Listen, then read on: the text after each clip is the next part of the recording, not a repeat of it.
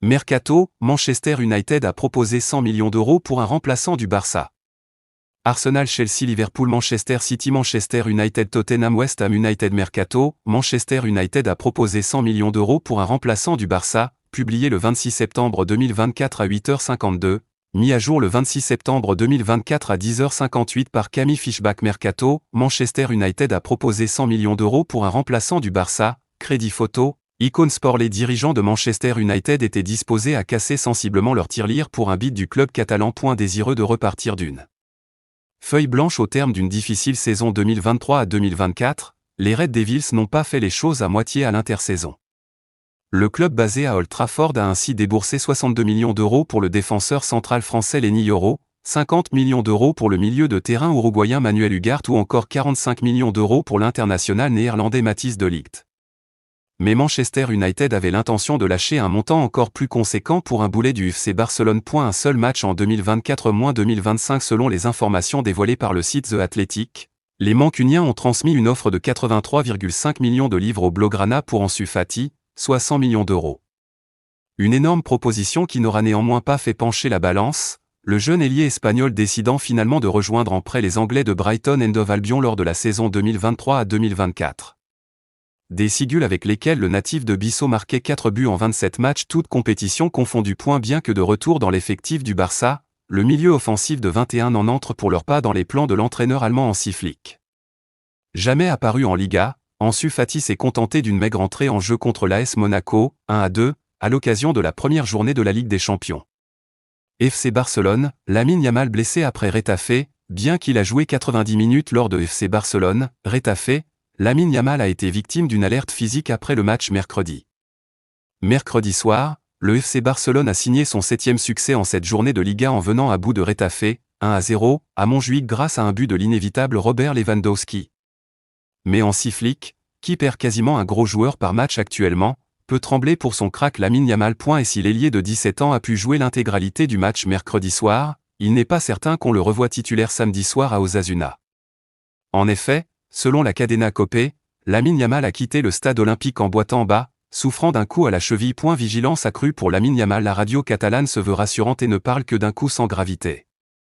Néanmoins, avec tous ces pépins récents, le Barça et son staff médical ont déjà prévu de mettre Yamal sous observation durant les prochains jours. Pour rappel, d'ici à la trêve internationale d'octobre, le FC Barcelone n'enchaîne que des petits matchs, Osasuna, Young Boys, Deportivo Alavés. Mais va encore se déplacer 2 fois avant la folle série du mois d'octobre qui les verra affronter consécutivement Séville, le Bayern Munich et le Real Madrid en seulement 6 jours.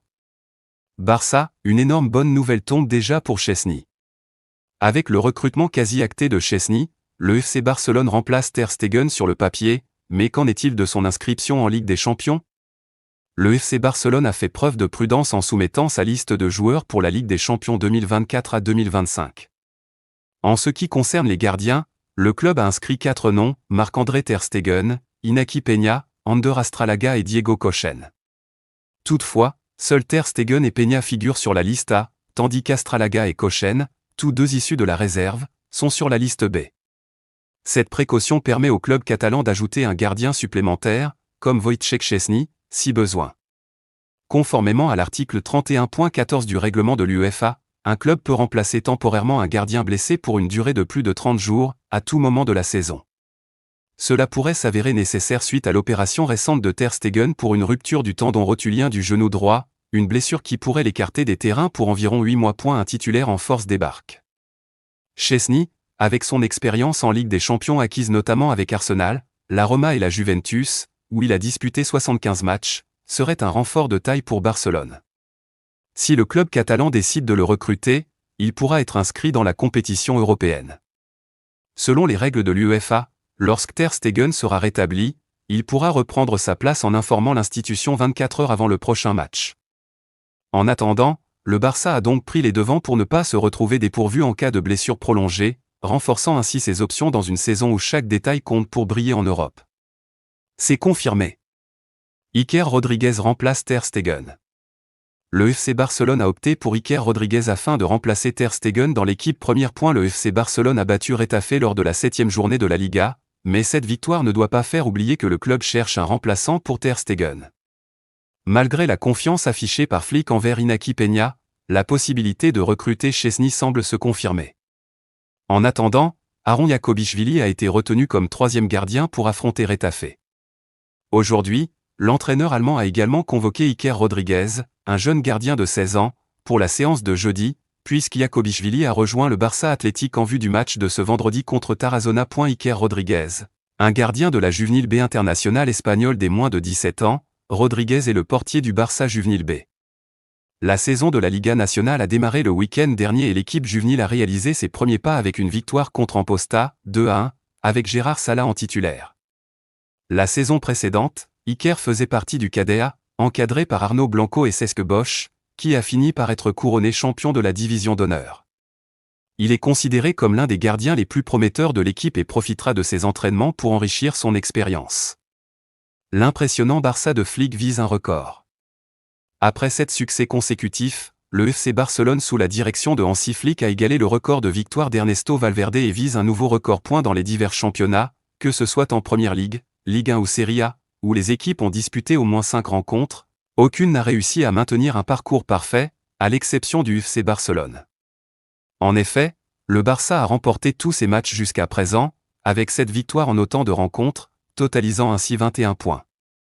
Ces victoires ont été réalisées contre Valence, 1-2, l'Athletic Bilbao, 2-1, le Rayo, 1-2, Valladolid, 7-0, Gérone, 1-4, Villarreal, 1-5 et Retafe, 1-0.